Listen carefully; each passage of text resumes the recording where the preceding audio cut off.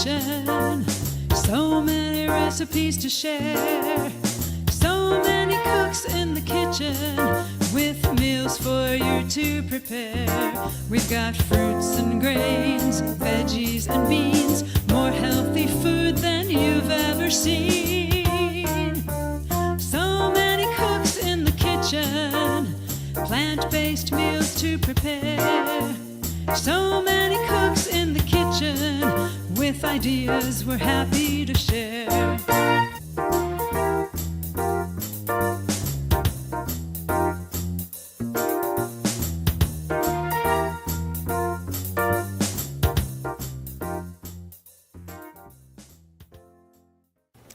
Hello and welcome to the July show of So Many Cooks in the Kitchen. My name is Dilla Barman. I come to you from North Carolina. We have been doing these shows more than 5 years now. We go kitchen to kitchen, and all of us are Physicians Committee Food for Life instructors. Food for Life is a nutrition education program where we teach you great ways to stay healthy, evidence-based classes. We learn about the nutrition of the foods we eat, and we have classes on many specific topics. In addition to just general health, we have a class for children, how to pick good foods, good healthy foods. We have a class for diabetes. Are you pre-diabetic or perhaps diabetic? What can we do with food choice to help with your A1C, to control your A1C? We have classes for athletes, how to eat for optimizing athletic performance. The thing in common for all of these classes is healthy, whole food, plant-based eating, and we're here to show you how easy it is. We've been doing these shows for now more than 5 years. So 5 times 12 is 60. I'm also a math teacher. So, our website, somanycooks.com, you can actually search on recipes. So today, the topic is so many savory fruit dishes. I love mangoes. So my parents are from India, and anybody who has a connection to tropical areas, Florida even, will no doubt be familiar with the mango. It's delicious, and this is one of my favorite mangoes. It's called a champagne mango or an aralufo mango. Okay, and there's many kinds of mangoes. So I took my inspiration for today's show. I like to make up my own recipes. I took my inspiration from dishes I've had in Thai restaurants, for example, where they use fruits and savory ingredients like in an Indonesian restaurant, maybe tempeh. And let me get started, and I'll tell you more about the ingredients. I've taken a mango and I've chopped it fairly small, and all the recipes are available to you. Somebody, I'm cooking now, but hopefully somebody behind the scenes can share the recipe link. So I'm going to put on some paprika. A friend of mine named Janet recently went to Hungary. This spring, I think she went to Hungary. It was a couple months, it was sometime in 2025. And she brought back this wonderful paprika. It's not too spicy, and it has nice flavor. And so I'm going to add paprika. And I've given you some suggested how much to add. I'm going to add a little bit more because every time I make it, I like to add a little bit more. Okay, so there's the paprika. Now, a fruit like mango has natural juices when you cut it, but if you had a more dry fruit, maybe apple, then to get these things to stick, you may want to add some lemon juice. I am going to use lemon juice, but I'm going to use it for deglazing the pan. I'm going to add some cumin as well. So cumin is just a little reminder of some Mexicans often enjoy mango, and so it's a little reminder of that. So I'm going to start off my recipe just integrating the paprika. You can use smoked paprika if that appeals to you. You can also add some lime zest. It looks good and adds some nice flavor. I'm going to add just a little more paprika for color and for a little bit more boost of flavor. Okay? And I'm going to let that sit. And now what I've done, we don't use oil in our cooking. Oil is extra fat with very little nutrition, if any. So, but I'm going to cook this tempeh, and tempeh benefits from a tiny bit of oil, an insubstantial amount of oil. And what I've done, this may be the first time on the show I've done it, I very rarely use oil, but I put a little bit of oil, and then I put a paper towel, and I wiped almost all of it off. So there's a very thin layer. And that's going to be enough to brown the tempeh. So here's my tempeh that I've chopped. I'm going to add it to the pan. Okay.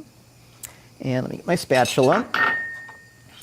So I'm going to stir this. You don't need to add oil. I've done this. Last time I made this, I used no oil whatsoever. The secret is a high-quality pan. And the other secret is to keep it, a stainless pan, keep it on a low to medium heat. Okay? So what you want to do is you want to cook the tempeh for, it varies depending on your stove, but maybe anywhere from 3 to 5 minutes, something like that. You can do it less, and you want a little bit of browning in the tempeh. You don't have to let it brown, but it'd be nice if you had some browning. For the show, I'm not going to wait for it to get brown. I'm going to let it cook a little bit. The ingredients I've chosen, so mango is high in vitamin C and A. It's also high in folate. It's a good source of fiber and potassium. And it's just so tasty. There's so many kinds of mangoes. Tempeh is a nutritional powerhouse. It's a soy product. It's a whole soy product. You can see the soybeans here. And one serving, a 3-ounce serving of tempeh, is a whopping 18 grams of protein. Now let me make a comment about protein. Most Americans probably get too much protein. It's very rare to find somebody who doesn't get enough protein. And we actually have the other problem of having too much protein, which can affect your kidneys. So if you're at all worried about protein, this gives you plenty, more than you need. It's great. It's also a great source of calcium and iron, and it's also a good source, about 28% of the daily recommended fiber intake, although we recommend even higher fiber intake. So it's a good food. Some people don't like tempeh. My daughter doesn't like tempeh because they find it's bitter. One thing you can do is you can steam tempeh, and it takes some of the bitterness away. Some brands of tempeh, there's one called Franklin Farms, I think, which has less bitterness, but my wife and I like tempeh. So there goes the tempeh. And then while it's cooking, let me tell you about some of the other ingredients. So at the end, there's an optional microgreen or arugula. Now this is a radish microgreen, which is new to me. When I was shopping last night, I was looking at microgreens, and I was thinking of buying maybe broccoli microgreens, which has some good anti-cancer properties. But I saw the radish microgreens, and it's pretty good. So just while I was preparing, I tried a little bit. Let me try some on camera now. It doesn't really taste like radish. It's nice. I like radishes. And then I found these beautiful onions in the store, these beautiful red onions, red bulb onions. We're going to use some lemon juice or lime juice. I've already squeezed it. I've squeezed the juice of 1 lemon, and you can see already some of the tempeh is starting to turn slightly brown. Now, since I'm using almost no oil, one thing that oil does for people who do use oil is it helps keep the pan from getting food stuck on it. But we have a good solution to that. When I cook, I like to deglaze the pan by using acidic foods like lemon juice. So there is a little bit of sticking, not much, but I will get that off. Okay, so there's the tempeh. And can you see, like this piece right here, there's a little bit of browning right here. I don't know if it's visible on the camera. And oh, this smells good. It smells nutty. Tempeh has kind of a nutty flavor. Look at the browning there. Okay, and if I were impatient, I would increase the heat, but that's not a good thing, especially when you want to minimize the use of oil. So I'm going to be patient. I don't know if you can tell, but the color has changed. This isn't crispy brown yet, and if I had all the time in the world, if I weren't filming a show, then I would keep the temperature even lower, and I would cook it for a little bit longer. But I'm going to move on. I'm going to call this cooked tempeh, not browned. If you do let it get brown, it's so crispy and tasty. I invented this recipe just a few days ago. I'm just going to look at my notes to make sure I'm not forgetting anything. So what I would do now is I'm going to add onion. So I've chopped the onion. So here comes the onion.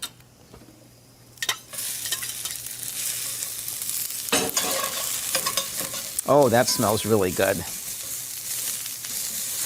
And at any point, if I want, I can do a little deglazing, and I'll do some. I like these coconut aminos. They're much lower in sodium, and they're generally gluten-free if you have, if you're serving food that's gluten-free. And so I'm going to add a little bit. The problem with this is this has been around, and this is the bottom of it, which is kind of thick. So I'm going to add just a little bit of, and I knew I was running out of it. So I brought what else we have. This one is higher in sodium. My daughter likes it. We need to get more coconut aminos. But I'm going to use a little bit of liquid aminos. I'm going to just put a little bit. Beware, this is higher in sodium. So don't use too much of it. I'm adding a little bit. And what this will do is it'll add some flavor, and it'll also deglaze. I'm going to stir, and you can see wherever the liquid is, and wait till the lemon juice is added, we get some deglazing. Okay? Now what I'm going to do is I'm going to add my red pepper, and guess what? I forgot the red pepper. No big deal. We can improvise, but if you have red pepper goes great with this, and I regret not having the red pepper. Red pepper or green pepper is really nice in this.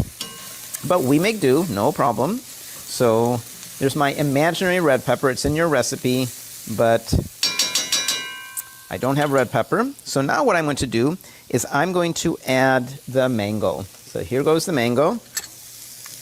Okay.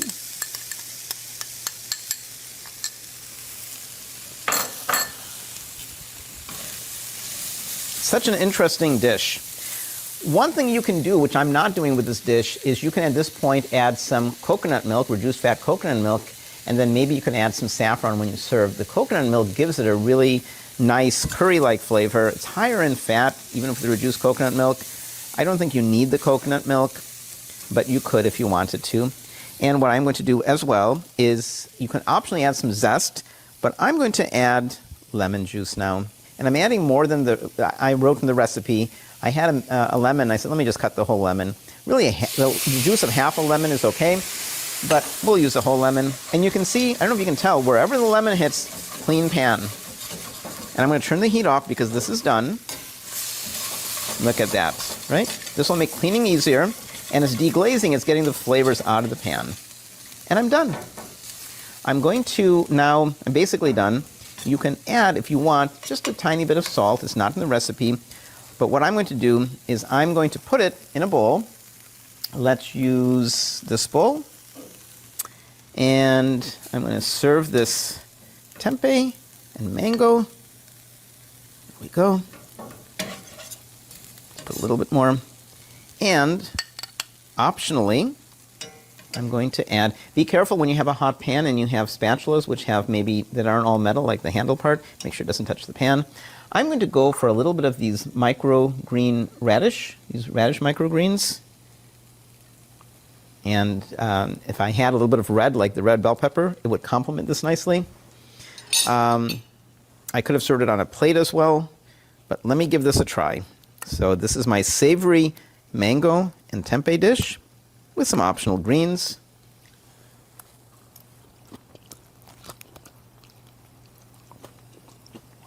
It's quite good. It's a unique flavor. The paprika is not that spicy. It adds just a hint of a kick. And by the way, I forgot to mention, the mango I picked for this was barely ready. It was firm. This mango is ready to be eaten. I wouldn't use this in the cooking. It's, when I press on it, it gives. I picked a mango, nor is this one. I picked a mango that was a little bit more firm, and give it a try. It's a really unique flavor combination. It reminds me of what one might get in Southeast Asia, in Thailand perhaps, maybe Indonesia. And it's a surprising combination. And that's what we were trying to do with this show. We were trying to create savory fruit dishes. Fruit is wonderful by itself, right? Just eating this mango is a treat. But finding new ways to integrate fruit and have new combinations is a fun thing to do. So I hope you'll give this a try. Next, we have lots of cool recipes today. Next, I think, is Janan. Let me check my notes. So Janan Orhan, she's in the UAE, United Arab Emirates. She's going to be presenting, I think she's presenting watermelon and cheese, vegan cheese, of course. Everything we do is plant-based. Watermelon and cheese appetizer. We have some good giveaways. In a few minutes, I'll be behind the screen. I can answer questions, and my colleagues are already answering questions. Ask questions anytime, but if you wait till the Q&A, we have some gifts to give away then. So with that, Janan, I can't wait to see what you do with your watermelon and cheese appetizer. Take it away, Janan.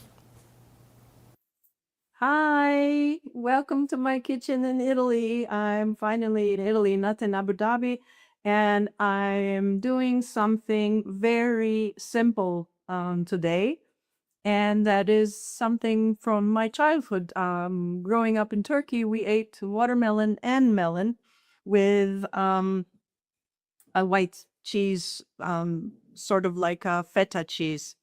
And so here I have my cheese. I found a nice vegan cheese, which is nice and salty and smooth and creamy, but comes in a block, so I can cut it into cubes.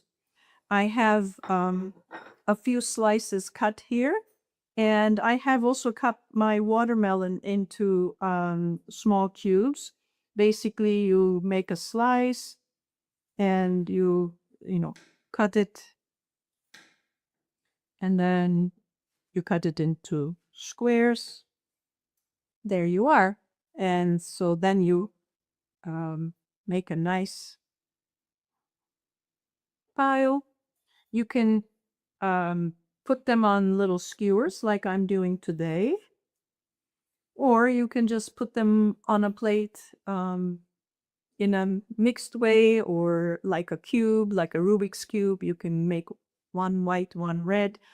And otherwise, you can chop them like this. Chop a small red onion in very thin slices, mix the whole thing together, and pour your favorite vinaigrette over it. Or I like using pomegranate molasses. So I can show you even on something like this. If you put a drizzle of pomegranate molasses, it makes it look pretty and enhances the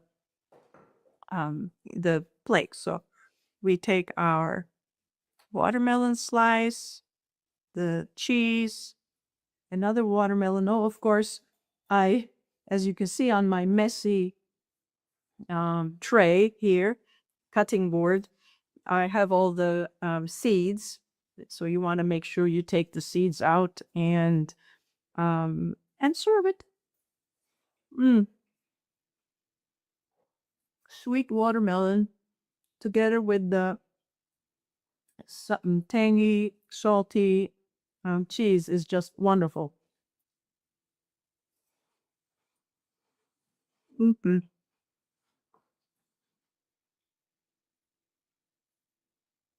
And I cut some mint from the garden.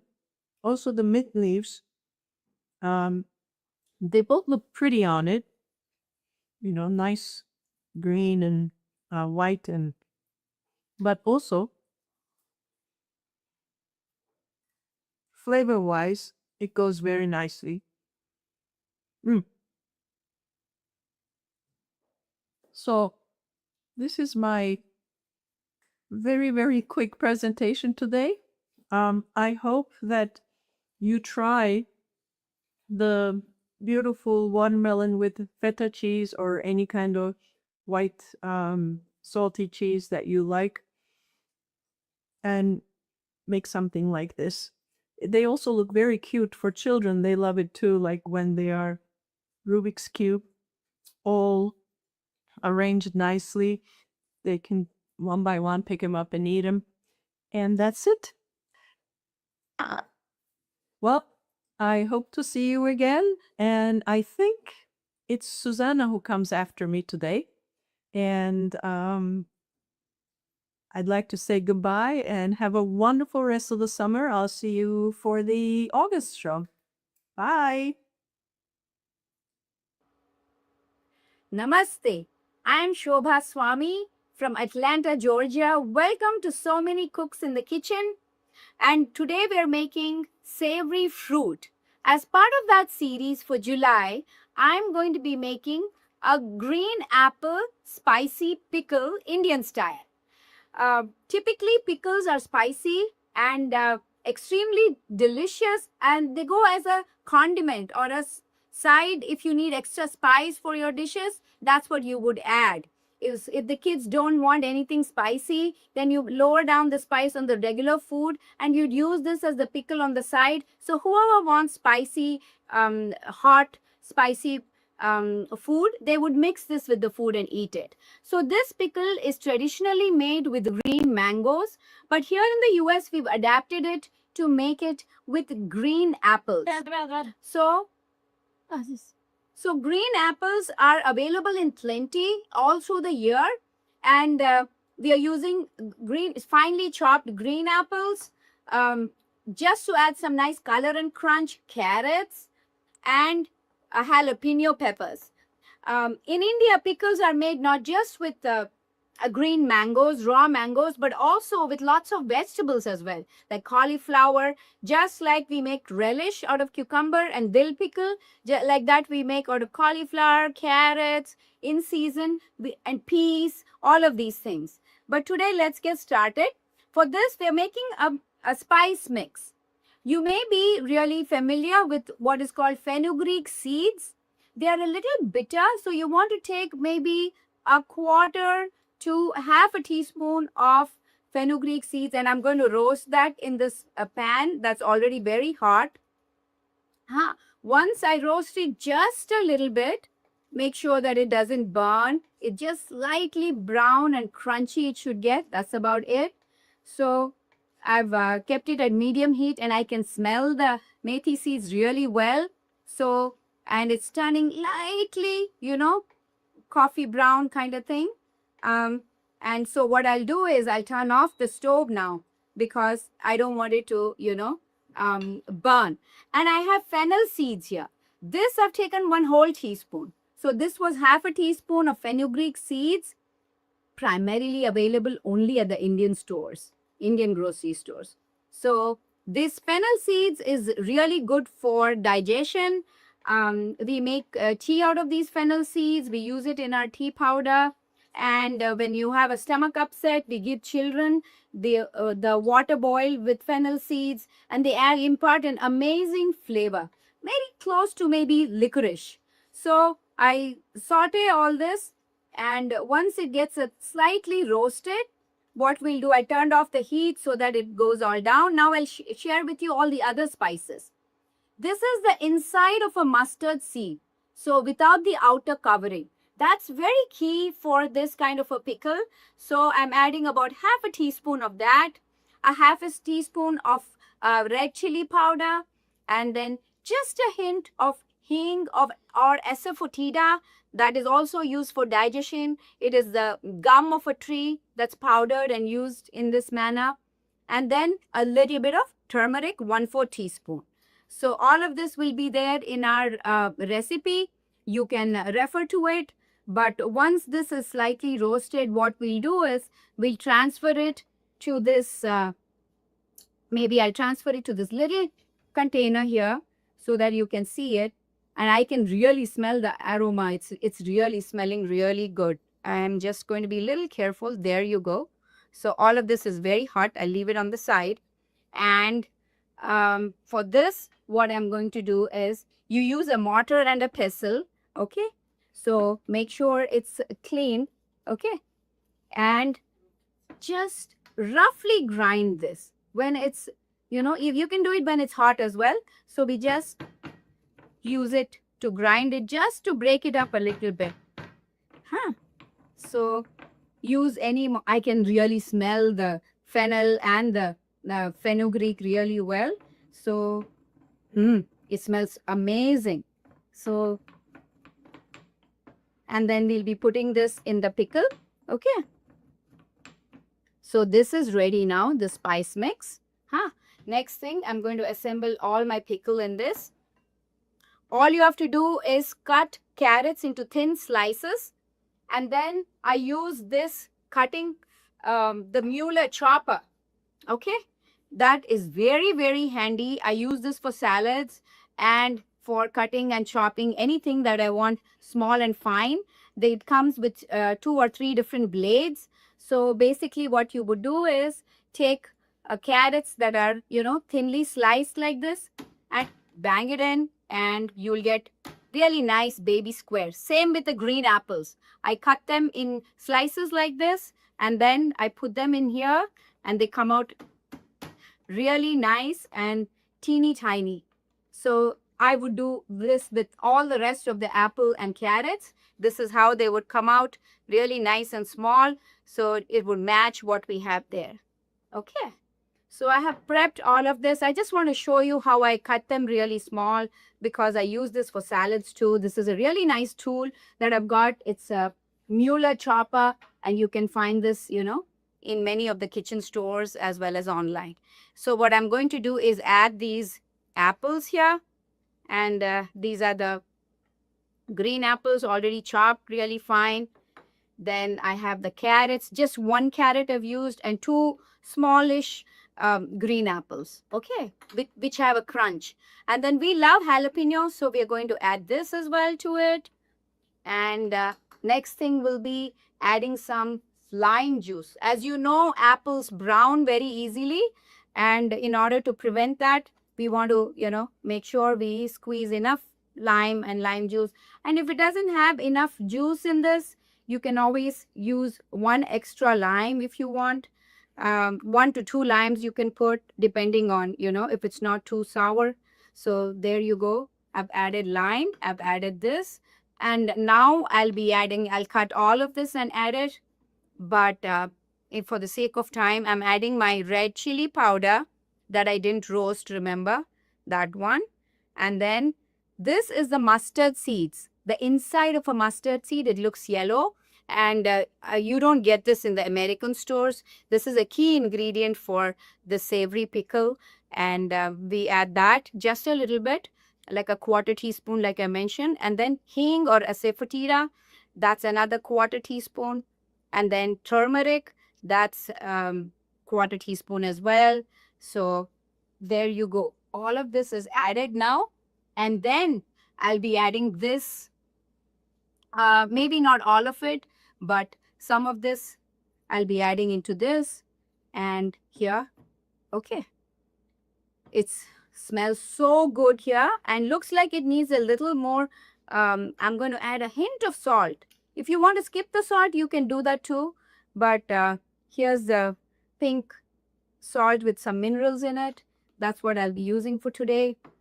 And mix it all up. Let it sit for an hour or two and then it releases its juices. And if it's not juicy enough, you can definitely add one more lemon juice to it. So this is green apple spicy pickle as a savory fruit, as a savory dish that we're making today. So thank you so much to So Many Cooks in the Kitchen.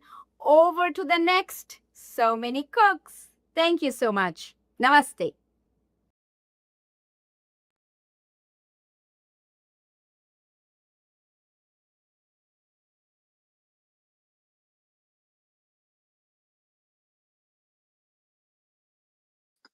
Okay, I hope you can hear me now.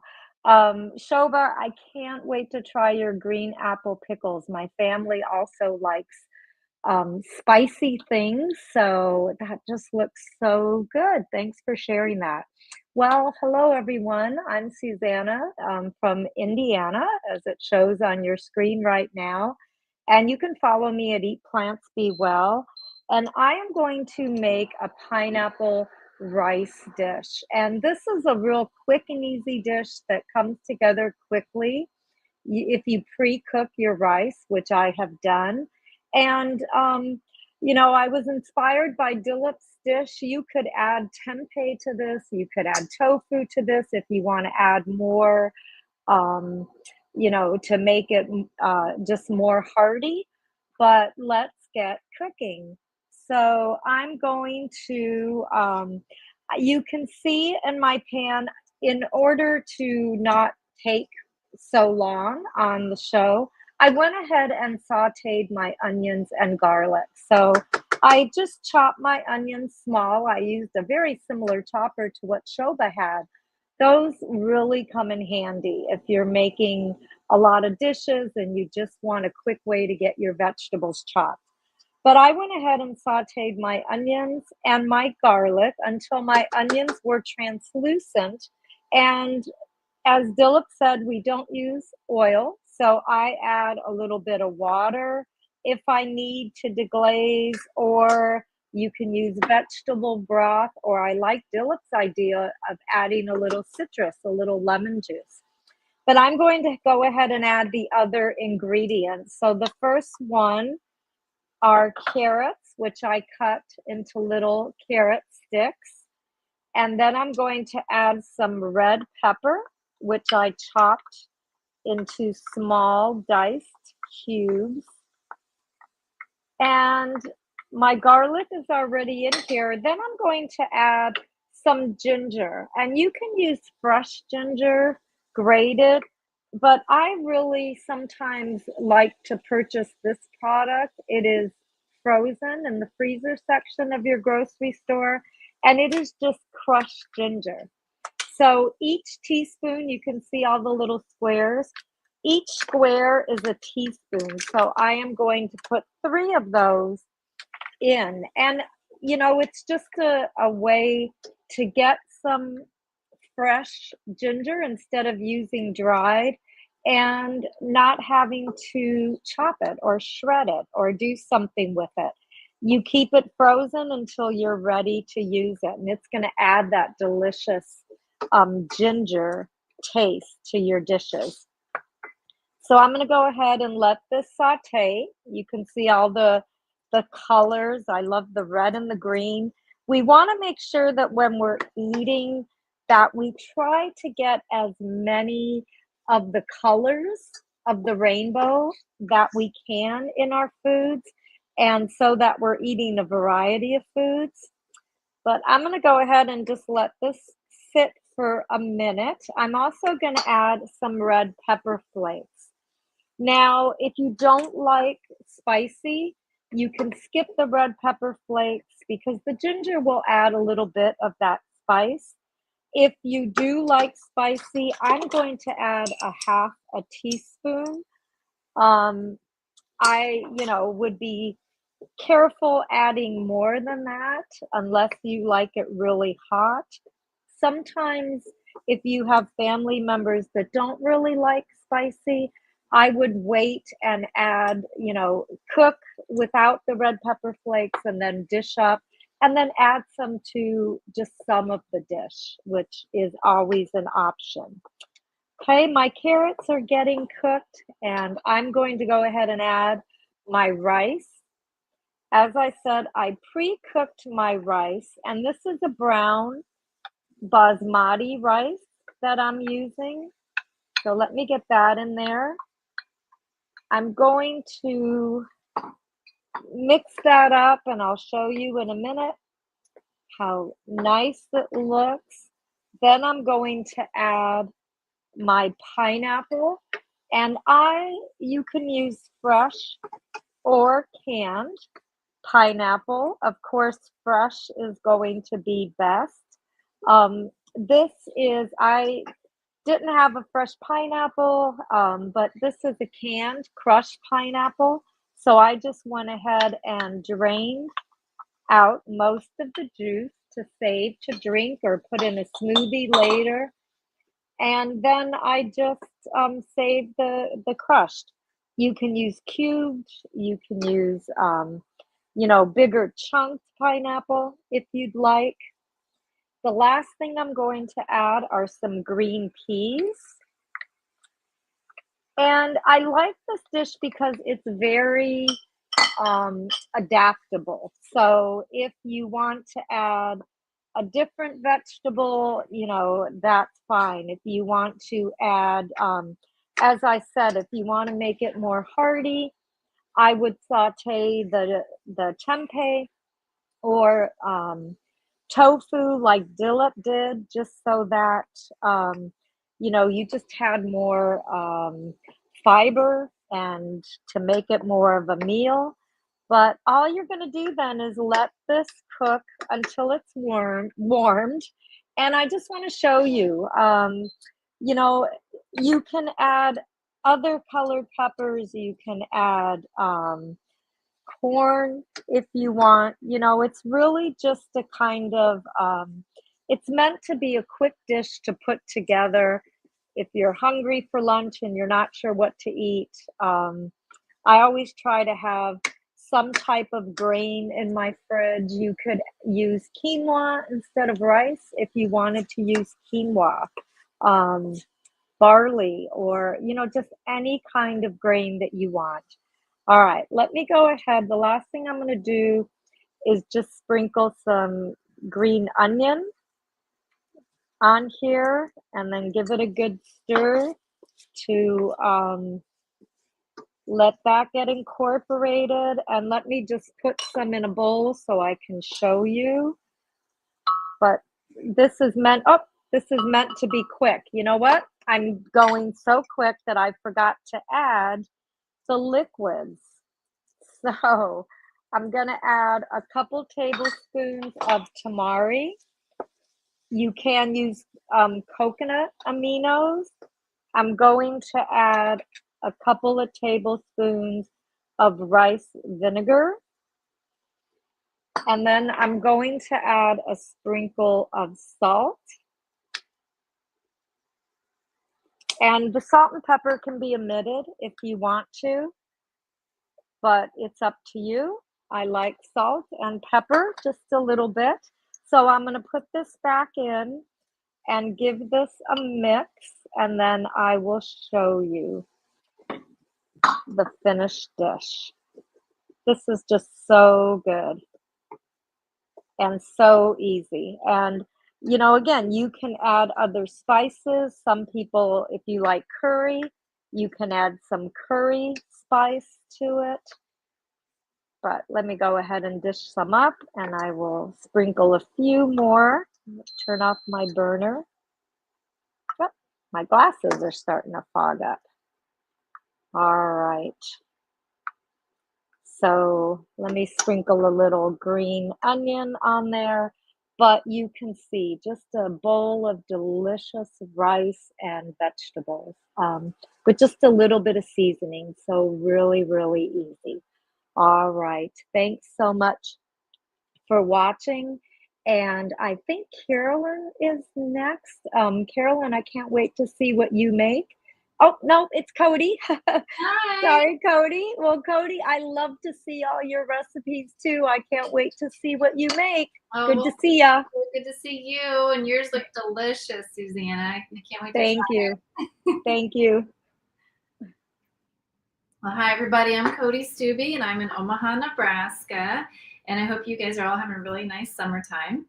I have another really simple recipe. This is one that I just came up with myself.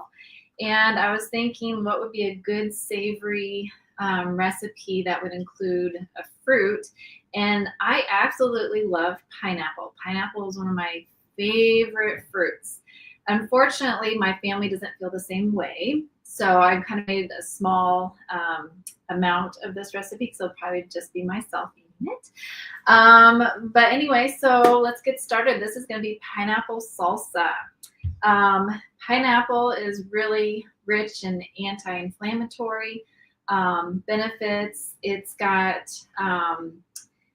it's called bromelain, I believe is how you pronounce it. And it helps with anti-inflammatory. It also aids in digestion. So if you're one that, needs a little bit of help with digesting things, add some pineapple to your menu.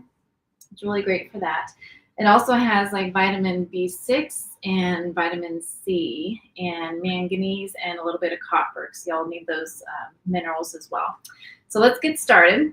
So I took about a half of a small pineapple and I took off the outside and I finely kind of chopped it up. I'm kind of going for more of a pico de gallo kind of chopping, so little, maybe about like a 1/4 of an inch pieces.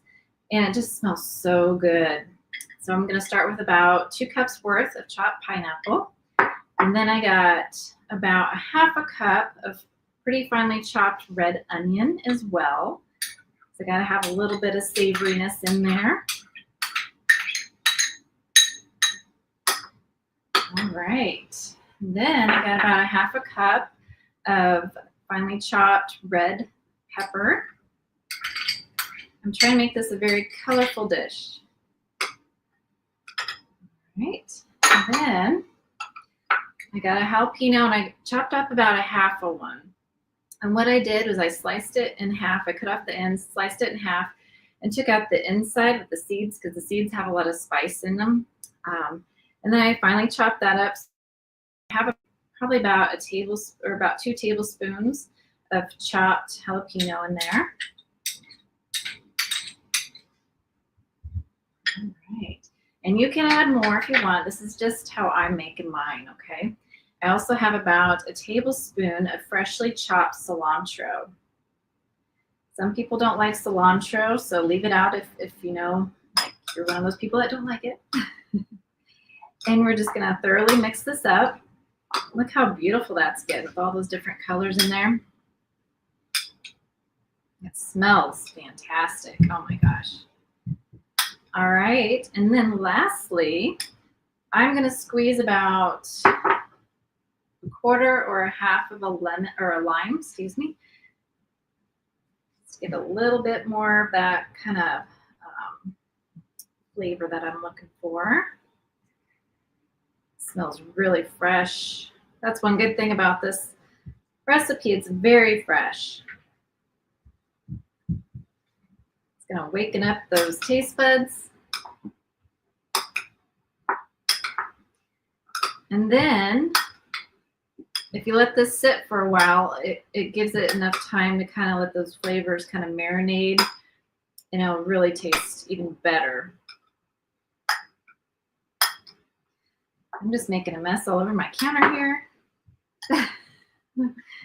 All right, that's it. You could put in some seasonings in there if you wanted to, like maybe a little smoked paprika if you wanted to. That would be really delicious.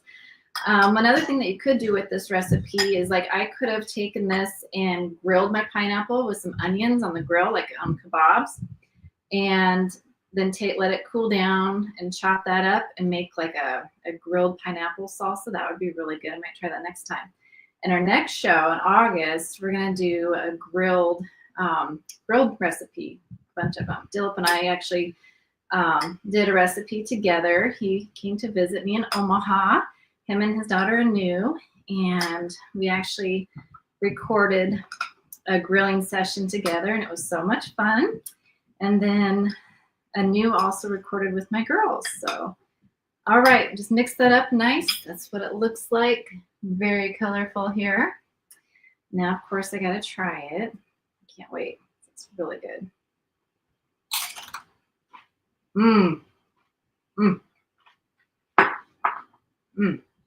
That is so fresh, so delicious. You gotta try this. And you can totally add more jalapenos, any of those ingredients, just add to your liking. So if you want spicier, add more onion and jalapeno. And if you don't, if you want less, then just don't put as much in there. But I think this is about a perfect combination for me. Anyway, I'm excited to share this with you guys. Please give it a try. Let me know what you think. And we'll see you at Q&A. I'm going to hand it on over now to Carolyn. Good to see you, Carolyn. Hey, Cody. Thank you. That looks really good. I love salsa. And yeah, pineapple. I think you could probably switch it up with peaches too. That'd be really good. You know, me, all about like making stuff with peaches. So yeah, grilled and peaches. That'd be really good. Sounds really good. I wish I could come eat that with you. Though too far. Yeah, come on over. By the time I got there, it wouldn't be good anymore. Oh well. All right. Good to see you. We'll see you in Q&A. Okay. Hi, I'm Carolyn in Montgomery, Alabama. I'm a Food for Life instructor here. And today I mentioned peaches all the time because I love peaches. They're in season right now. They're so fantastic. In fact, we're having peach gazpacho. So gazpacho is a traditional Spanish dish from the Andalusia area of Spain, usually made with tomatoes, vinegar, garlic, olive oil. So we're going to avoid the olive oil today. And sometimes it's made with fruit in it, like cantaloupe is kind of one of the things you might find if you go to Spain. So, but today what I'm doing is using peaches because they're in season. It's summer. Peaches are just abundant here. And so I have, let me show you a down shot. So we have peaches and I did yellow heirloom tomatoes because they're kind of similar in color to the peaches, right? So it really goes well together. You could use red, that would be fine. It might change the outcome of the color, but that's all right. And then some cucumber. And I have some garlic, a couple cloves of garlic, some white balsamic vinegar, some lemon juice, and some red pepper flakes. Okay, so I'm using this kind of yellow tomato. So one of them I got at the grocery store and one came from my farmer's market CSA basket this morning. So most yellow tomatoes are low in acid. Not all of them are. So it depends on the variety. And there's a lot of varieties of tomatoes out there. I'm using peaches just because they're abundant. Love them. Cucumber. So I peeled it. As you can tell, there's no green in that. But because it would probably muddy up the color a little bit and make it more brown looking if I threw some green in. So go ahead and just peel it. But this is a pretty small cucumber, so you could use one this size or even smaller. And then we have garlic and balsamic vinegar, lemon juice, and red pepper flakes, because this is going to be a spicy peach tomato gazpacho. So, all right, so I'm going to put the peaches, 2 whole peaches in the blender, 2 big yellow tomatoes in the blender, this small peeled cucumber in the blender, and then the 2 cloves of garlic in the blender, balsamic vinegar. So this is white balsamic vinegar, so it's not going to darken up the color too much. I'm using this kind from one of those specialty vinegar shops in town, but any white balsamic vinegar is going to work. If you'd rather, you could use white wine vinegar or apple cider vinegar. Probably even like an Asian rice wine vinegar would be fine.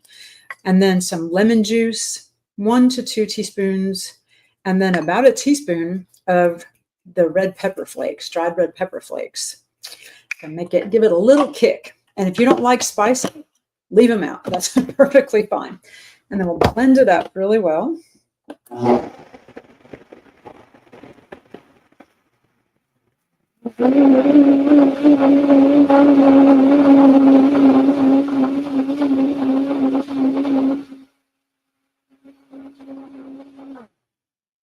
right. Once it's all blended, move these bowls out of the way. I'm going to pour it into serving bowls, and I have some toppings to put on it. So I have some cubed cucumber. I have some peach slices, and they're peeled. And then I have some fresh basil from my garden, which I have this really handy little scissors. It's a pair of herb scissors. So I'm just going to slice it up. You could just roll it up like a cigar and slice through it with a regular knife. But I got these nice herb scissors from my mom. So very good gift. Thank you, Mom. And there we go. Okay. And then there. So nice little ribbons of fresh basil. So we're going to pour it out into bowls. Gazpacho is always served cold, so it's a cold summer soup. We'll pour it in. It's nice and creamy looking. Beautiful. Oh, look at that. Smells really good. It looks good too. And then we'll just decorate it with maybe a little bit of the cubed cucumber, and then maybe a few slices of peach. Whoops, they're kind of sinking down in there. May have made it too deep. There we go. A couple slices of peach, and then just a little bit of the fresh basil on top. So we could do a down shot and show how pretty those are. Look at those pretty little bowls. Okay, so I have 2 servings. This makes 4 to 6 servings, I think. Or if you can go with a lot less, then you could get 8 servings out of it, probably in smaller bowls. But really nice little light, kind of appetizer-y dish. Really great for summer. It could go with maybe some crusty bread and a big salad, or some beans. I mean, this would just be, a really nice starting course for a summer meal. So I do think you could switch out, red tomatoes if you want to. Instead of peaches, you could use nectarines. You could use probably any stone fruit would work as long as you take the pit out, and even melon. So I think that would work really well too. I've also seen watermelon gazpacho, so that could be really interesting with some red tomatoes and some watermelon instead. That would be really good. So yes, a nice savory but delicious, also a little sweet, nice summer appetizer dish. Oh, also you could sprinkle it with a little bit of more pepper flakes if you want to. Look at that. Okay, cool. All right. So I encourage you to play with your food, change it up, add different ingredients. But gazpacho is just sort of a really nice traditional light Spanish course. So yeah, give it a try. And I'm going to send us over to Dilip. We do have Q&A coming up. So you want to ask a question during Q&A to be entered in the drawing. And we have, today, I think we have the book Fiber Fueled by Fiber Dr. Fueled. Witz. And then we have a subscription to Veg News Magazine. So you have to ask a question, though, in the Q&A to be entered in the drawing. So let's go to Q&A. Excellent demonstration, Carolyn. And you mentioned watermelon gazpacho. Do you remember I actually demonstrated that on the show some months ago, maybe last summer? Oh, yeah. I think I knew it sounded familiar. I love watermelon gazpacho. Let's bring, Shobha is having some trouble with her computer, but hopefully she'll join in a second. But here's Susanna. And by the way, Susanna, you're muted, so remember to unmute. And here's Cody. So, and then Shobha will be joining as well in a minute.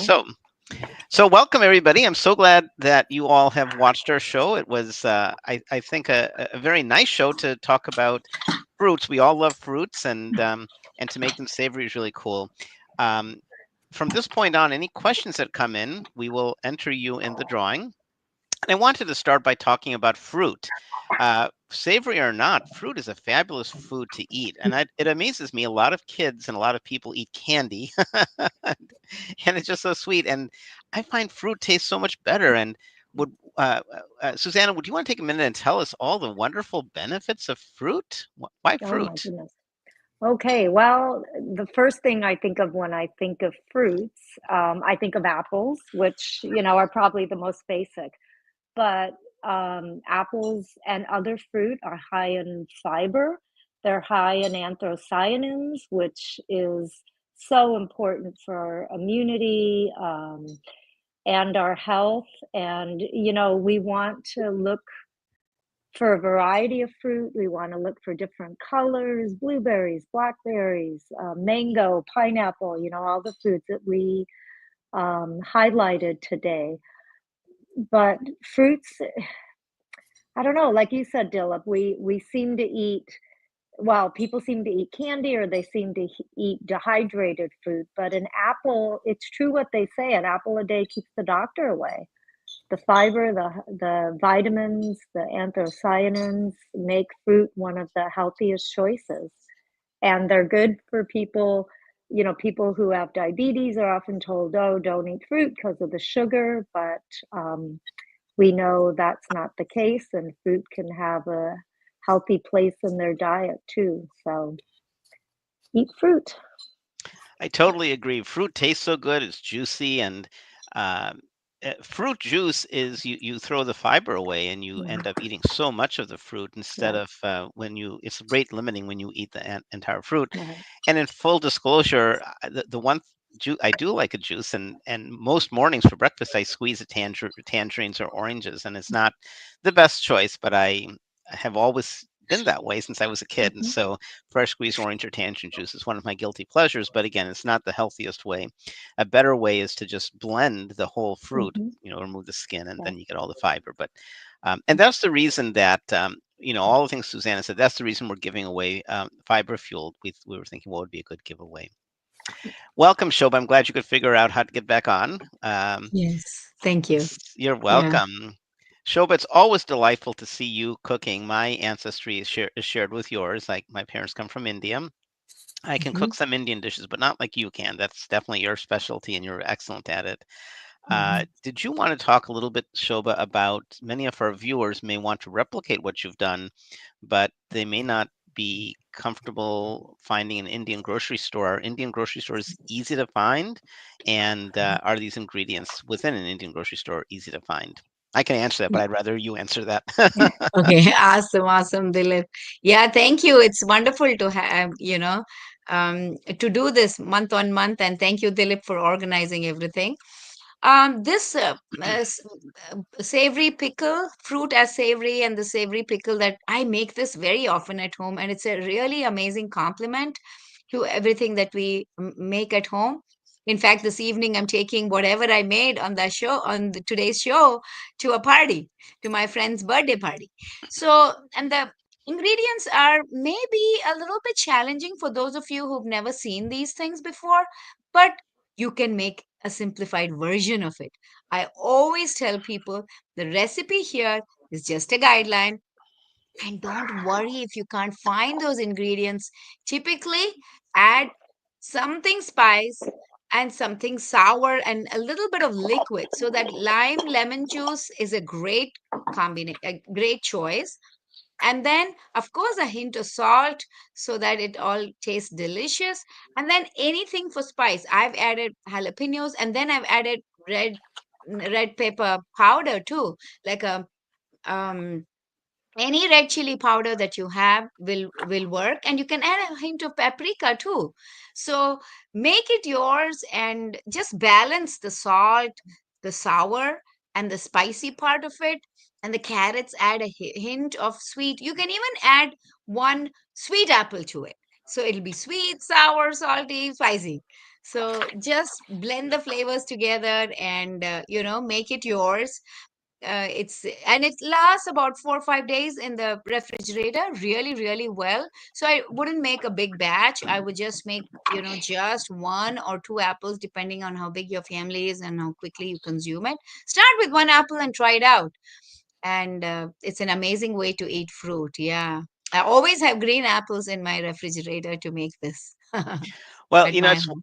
it's wonderful because I live in Durham, North Carolina. We have maybe maybe 3 miles from my house is a huge Indian grocery store, and Mhm. within 20 miles there's got to be a dozen. But I know that not everybody has Indian grocery stores. I don't know, Suzanne, in Indiana, if you have Indian grocery stores. They seem to be everywhere, but they aren't. I mean, there are places where they don't have Indian grocery stores.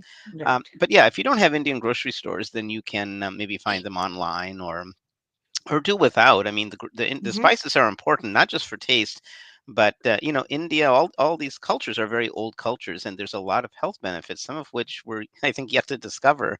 And so I know Michael Greger. We love nutritionfacts.org. No doubt he's done a show on Indian spices. I know he's done a show. He's done has a program on herbs, and there's Hmm. many excellent benefits of herbs.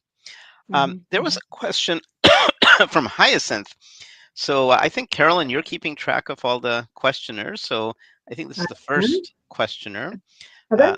Like we're having, what's it called when we're being questioned? It's like you are, there's a word for that. Cross-examine. Yeah. So the case is being made.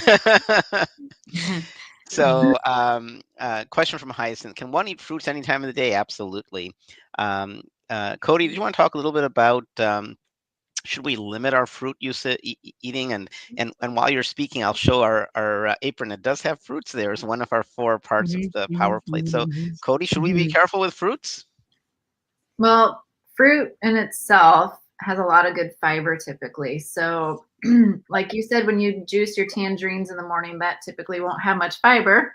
Um, mhm, so just keep in mind that fiber is very healthy for you. Um, mhm, and it will slow the absorption of those natural sugars from the fruit. So it is important to get that fiber. Now, what Dilip's doing is fine for him. It's what he likes to do. He's not doing that all day long. Okay. He's getting fiber in many other areas and all of his other meals and snacks and everything. But just so you know, fruit is very healthy for you, whether you're diabetic or not, because it has all that lovely fiber that keeps you feeling full and delays that sugar release as quickly. So, yeah. What do you think, Dilip? Uh, mhm, as always, I agree with everything you say. mhm. I will throw out a reminder, though, that always when you're making dietary changes, talk to your healthcare provider. But the evidence that we know of shows that eating fruit is awesome, and it doesn't, even dates that are really, really sweet, don't increase your glycemic load. Glycemic load describes how sugar gets entered into your bloodstream. But when you do what I do at breakfast, that does increase the glycemic load because I'm getting the fruit sugars, but none of the fiber that helps mitigate the absorption. So, and speaking of which, Cody, I wanted to mention. Oh, and Hyacinth mentions lots of doctors. I have to say, always, talk to your healthcare provider and see what they have to say. But I also have to say that very few doctors get significant nutrition education, unfortunately, and we physicians committee are trying to change that. We actually have, if your doctor is interested, or if you have friends who are in medical school, we have, Clinician's or a guide. daughter in medical school, Carolyn. Physicians committee does have a curriculum that's available for free that we're happy to share. And a clinician's guide as well. That's The right. book and an app for clinicians. Yeah, it's an app for doctors and medical professionals, that you can look up any kind of diseases and concerns. And Dr. Bernard has compiled all of this together. Yeah. I will say one thing. So we teach a class, a diabetes class. Food for Life is an excellent program. We have classes to keep you healthy, and classes. We have a diabetes class, a cancer class. Certain kinds of cancer have been shown to react nicely with whole food plant-based eating. We have a class for high performance athletes. I just taught that a couple of weeks ago here in North Carolina for American Dance Festival. And so in the diabetes class, we have shown through a lot of research articles that eating a whole food plant-based diet with carbohydrates, with fruit, reduces your A1C, which is what diabetics measure. But we do have one caution for diabetics, and that is, yeah, eat all the fruits you want, but be a little bit careful with three fruits, with two fruits, watermelon Mhm. and pineapple. Don't avoid them, but don't eat tons of it. So that's the one caution, which we do add. Okay, so thanks, Hyacinth, and of course, check with your healthcare provider. But we're sharing information that we have from Yeah. And evidence-based sources. and Shobha? and also, you should find a plant-based doctor. That makes a huge difference. An MD who's promotes plant-based nutrition themselves, who are following it for their own health, um, and then walking the talk that way. That helps because I teach with a doctor from a medical school here in Atlanta, and Dr. Rook always advocates for fruit, any and all amount of fruit. She says fruits and the antioxidants and the phytonutrients in fruits helps create new beta cells of the pancreas. I mean, don't take my word for it, but this is what Dr. Rook says, and she says that's one. The fruits are one ingredient, or um, are something that puts back new cells of beta cells of the pancreas. So you know, you may want to do some research on it from Dr. Greger, like um, Dilip was mentioning, and yeah. So I wanted to add something to that, and I'll let you then take the next question from Elka. Let's add Elka to the list of folks who are eligible for the prizes. Two great prizes today. So Elka, thanks for your question. But before we take Elka's question for Shoba, can you eat the pickle immediately? I did want to say, I teach. All of us teach food and nutrition, and maybe some of us teach other things. I teach math, and one thing I tell my math students is always use common sense. Common sense is more important than math. And I like to look around at Mother Nature, right? If you're religious, then God, and if you're not religious, then Mother Nature, right? And Mother Nature provides beautiful fruits, Mhm. vegetables, all these things in the power plate. And it seems to me, even if we scratch our heads and say we don't know much about nutrition, but we kind of look around. I'm getting into my little kid teaching mode. I'm sorry about that. My daughter was criticizing me because we were just in Chicago. We were working with Mark Cirkvenick. He bought Wingspan, which is a game we love. And before we went to the airport, we taught him how to play. And my daughter said, "Daddy, every time you told Mark and Lori what to do, you lapsed into teacher mode and you treated them as little kids." I said, "I didn't treat them as little kids, but anyhow." Uh, but anyhow, it seems to me, looking around, eating what Mother Nature has provided, and if you look at our teeth, our digestive system, we really were designed to eat fruits, vegetables, and these kinds of things, not really animals. And so enjoy various fruits and vegetables. Now, some of us have allergies, like some people can't touch the skin of a mango, and so of course be careful with that. But Shoba, go on. Can you eat the pickle immediately? Is what Alka's asking. Yeah, pretty much. Pretty much you can eat it right away. If you let it sit overnight, always refrigerate it, and if you let it sit overnight, the juice is going to come out a little bit. But definitely, this pickle is an instant quick pickle. Even back home in India, that's how we make it. Instant quick pickle. My mom, growing up, my mom would make lemon pickle, and it was so easy. It was made in the sun. She would take a bunch of pickles. She would briefly boil Lemon. them, and then lemon pickles, and then she would put various spices, Mm-hmm. cumin, a little bit of turmeric, and then she'd put it in bottles and leave it in the sun for a month or two, and would turn nice Mm-hmm. and brown. It was just delicious, and the Mm-hmm. lemon is self-preserving, so it lasts for a long time. Is We that should make some of that, Dilip. You I and should. I should figure out that recipe. I have a recipe that I steam and I make it with dates, sweetened with dates instead of sugar, and it's sweet and spicy, is I, sweet that a sour. whole I'll, lemon or I'll, pieces of lemon? How does that work? it when you and what my mom would do is she would cut it in quarters sometimes, or sometimes just whole. It just the whole thing, this peel and all, is very very tasty. I'll brag about my mom. My mom and dad came to the United States in 1960. There were less than 13,000 people of South Asian descent in this country. The immigration laws were such that until 1964, almost nobody from India could come. They came as graduate students. My dad was a graduate student. So there was 13,000, and my parents were in Philadelphia, where I was born. There weren't even any Indian grocery stores. They had to take a bus to New York City. They were poor, and they were immigrants with like $40 in their pocket, something like that. So Right, right. yeah, it's amazing. Um, Awesome. Yeah. and I also wanted to mention, and thanks, Alka, for your question.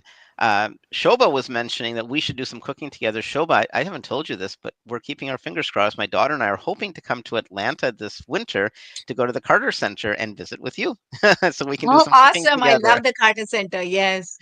Shoba has Awesome. the most awesome house. She's so generous. We were there for Carolyn's daughter's wedding, and we stopped in Atlanta. And Shoba said, we'll let you in. I'm not in town." And we stayed at her gorgeous house and her huge. You should show a picture of that pot of growing, not a pot, but of, of your. It's a hydroponic, aeroponic growing can system. can you Yeah. bring that on camera by any chance? No, it's under, Downstairs. Yeah. cleanup right now, and it's going to come back up soon. Yeah.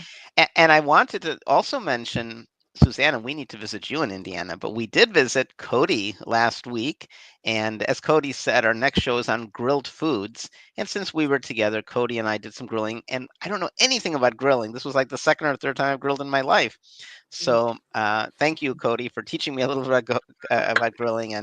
And you'll see us next month. We've recorded that show, so she and I are. I made corn, easy peasy, and Cody made some skewers. So thanks so much for hosting us, and for I'm looking forward to sharing that video next month. Yeah, it was a lot of fun to have you guys again this year. Okay, here's some more questions. Well, James, I'm glad you like what I made, but please turn that into a question, and then you can be eligible for some prizes. Hyacinth asked,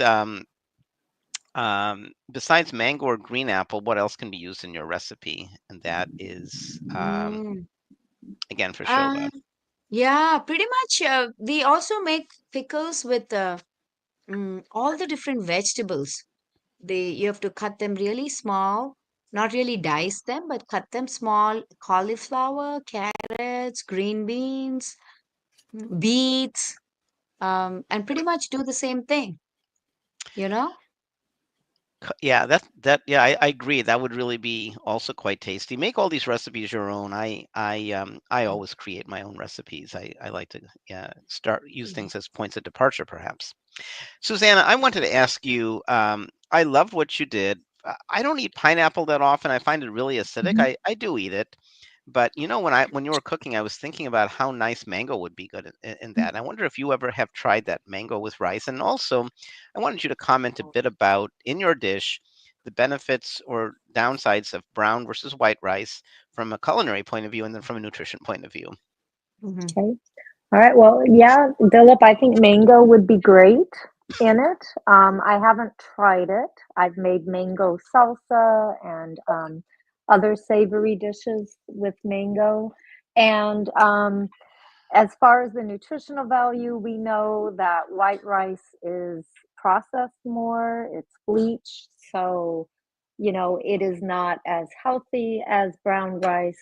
So I do eat white rice sometimes. I always buy organic, but brown, if you're going to eat a lot of rice, you want to try to use brown rice for the better nutritional value. Um, cooking time, I cook my rice in the Instapot. I love to cook everything, but I have to admit I am a fail when it comes to rice on the stove. If any of you have any secrets that you would care to share one day, I would appreciate it because I always cook my rice either in a rice cooker or in the Instapot. Let, let me throw something out about rice, and then I invite anybody else Uh-huh. to add. So there was, I love Brenda Davis as a person, as the Mhm. work she does. She's awesome, and not just her, but others have warned us about arsenic in Mm. rice. Yeah. And so here's the lesson that I got from Brenda is, and this really hurts a little bit people of Indian background, but it really hurts people of Oriental background because Brenda has suggested don't eat rice every Mm. day. No Mhm. matter what you do, you can't mitigate the arsenic. And so Yeah. she suggests if you eat rice maybe once a week, and what she says, and it doesn't matter if it's organic, if it's brown or white, it all has arsenic. And I think Carolyn knows a little bit more about the genesis of that, and you're welcome to add your own thoughts in a second. But what I would say, Suzanne and others, is I don't recommend cooking rice in the Instant Pot. I recommend cooking it, as Brenda suggests, Oh, with soaking the rice water. overnight, Yes. getting rid of the water a number of times, Right. and cooking it like pasta with lots of water, Right. not the way we grew up learning, like 2 parts water to Right. 1 part rice, in brown rice's case. And then periodically, if you want, decanting the water, and you try to minimize how much arsenic is left. Mhm. It doesn't taste quite as good as probably yours does, Susanna, because you put it with ample rice and it becomes a little soggy. But here's the thing: no matter what you do, we live in a polluted world. We do Mhm. the best we can. We eat plant based. I try to eat organic. It's, you don't have to eat organic to eat this way. But no matter what you do, we do live in a polluted world, and you can do all the right things and still end up with problems. It's just you Mhm. reduce your chances. And if you wanted to take no risks, you'd want to live in a bubble, and you'd want to avoid. I guess if you really wanted to have no risks, you wouldn't have any. Rice whatsoever, but rice is a good food. It's a comfort food, and to the point of brown versus white rice. When I started eating brown rice back in college, initially I didn't like it, very quickly I much prefer it. It tastes better. It's nutty. It has a much better flavor. So for me, it's the tables have turned. I occasionally eat white rice, and I like it because I don't eat it very much. So Mhm. yesterday I had a little bit of white rice, and it was really tasty because I just don't eat it very much. So it's not like white rice is bad for you, other than the arsenic issue. Uh, some people take the point that your body's a temple, and everything that you put in your body you should optimize for nutrition. And I'm sympathetic to that. I don't take that perspective. Cody will tell you when I visit, we eat some comfort foods, right? Everything I eat isn't ideal, isn't perfect. But if you are trying to live that way, then yeah, I wouldn't eat white rice then. I would just stick with brown rice. Does anybody else want to say something about that, about rice? Yes. So, arsenic is found in almost all rices. There are some that have less. So, if it's from California and it's organic, it probably will have a little less. But arsenic is interesting. It's actually a naturally occurring metalloid compound. It naturally occurs in our soil. You also find it naturally in apple seeds, which is why we're not supposed to eat apple seeds. But rice, it's not like people just pick the wrong spot and grow rice. You know, you need a lot of water to grow rice. The problem is that rice, the plant, is actually really, really good at soaking up arsenic. And so sometimes when there's too much arsenic in soil, one of the mitigating things they can do about that is plant rice for a few seasons because rice will suck it all up. Rice is just really, really good at it. It's not like rice naturally has arsenic in it. It's more that it's just really good at soaking it up out of the ground. So, and it's sometimes used, to, like I said, mitigate the amount of arsenic you find in farmlands. So, but you don't want to eat that rice then. Like they grow it and then they get rid of it, but it sucks up a lot of the arsenic that was naturally occurring. Yeah. There was a question, Shoba, you're the star today. There's tons of questions for you. And Oh, Shoba, you're usually in a rush after your segment and don't stick around for Q&A. I'm so glad that you have stuck around. So sometimes when Shoba can't stick around, questions come in, then I text her because she's on her way to another really, sharing plant-based eating with somebody else. But I'm so glad you're here today. So oh, for the thank pickle, Shoba, you mentioned to use the inside of the mustard seed. Do you mean we have to grind the seeds? You want to talk about that? No, the inside seeds of a mustard seeds are already available. with the outer covering peeled in the Indian store, like Dilip was mentioning, in any Indian grocery store, you'll get these seeds. They look a little yellow on the inside and they look little flat seeds. So imagine this mustard seed is round and imagine the seed coat on the outer cover. So that seed coat is gone, whether it's yellow mustard or black mustard, then that seed coat is gone. And then the die cut, the two pieces on the inside, are now almost like flattened pieces, and Mhm. that's what's used in this specific pickle. Yeah, and it's called the seeds, mustard seed within the seed. Mhm. You don't have to grind the seed at all. Just use them whole. Yeah. James, you're I just making ground up, I think I ground up cumin and whole coriander, just roasted it ever so lightly, and then, no, and the fennel seeds, and then powdered it, just roughly, coarsely powder it so all the aroma comes out. That's it. James, you're getting closer to asking a question. This is, I think, a rhetorical question, so that doesn't count. Please ask a real question if you want to be in the drawing. But I did want to talk about James. James asks about apple seeds. When I was a kid, I remember hearing about the same thing, arsenic in apple seeds. And the point about that I think, Cody, if you like, you can talk a little bit more about this. And if not, I know Carolyn knows about this, is there is arsenic in apple seeds, but it's a trivial amount. And Yeah. like if you're using a Vitamix or a blender and you're blending apples, it's not Apple even seeds. worth the trouble of removing the seeds because you'd have to eat, Yes. what is it, a barrel of apple seeds for it to make any impact. So don't Impact. worry about if you eat the accidental apple seed. It's not a problem. But we Right. won't count that as a question, James. Did anybody, Cody, did you want to add anything about arsenic in apples or anything else like that? No? Rice, I can say a thing or two about rice. We are like Sure. major rice eaters. So I was quite surprised that um to hear about Brenda Davis's message about suggestion about eating it once a week. My I was telling today in class, in the morning when I had one, where my husband will go into withdrawal if he doesn't have rice. There's always cooked rice at home. Maybe some of you want to talk about the resistant starch, both, what we talk about for potatoes, like cook them, put them in the fridge. I think it's the same for rice. They say cook it, put it in the fridge, and then it makes the resistant starch What more would available and anybody much. like to talk about that? And while you're, but I also wanted to throw out the same thing that Brenda does recommend at most once a week rice. But we all make, like, I drink fresh squeezed tangerine or orange juice, and it's the thing I choose to do. It's so if you are eating rice every day, remember that it's not the best choice. But we have to weave our way through life, and we make calculated risks. We get in the car, that's a risk. Things we do are risks, and so we want to reduce our risk as much as possible. But if rice means that much to you, it's not that I'm going to say, go for it, but that's what you do, right? So I like my fresh squeezed tangerine juice, and I know better, but I do it anyhow. And occasionally I actually blend the whole thing, and it's just not as satisfying. So Yeah. you have to figure out what your risk profile is. Would anybody like to talk about starch resistance? I was Carolyn. also just going to Yes. mention, I think the one drawback to eating rice every day would be that you're missing out on so many other good grains you could be eating. So there's so many really good intact whole grains like farro and amaranth and millet and teff all, and all, all the ancient grains we talked about last so month. many Quinoa. good grains. Quinoa too. Yeah, Yeah. quinoa. I mean, there's just so many other good grains Yes. that can almost be used interchangeably a lot of the time, maybe not tough, but some of the like farro and wheat bulgur, and I mean so many other really good grains that you're just missing out if you're just eating rice every day.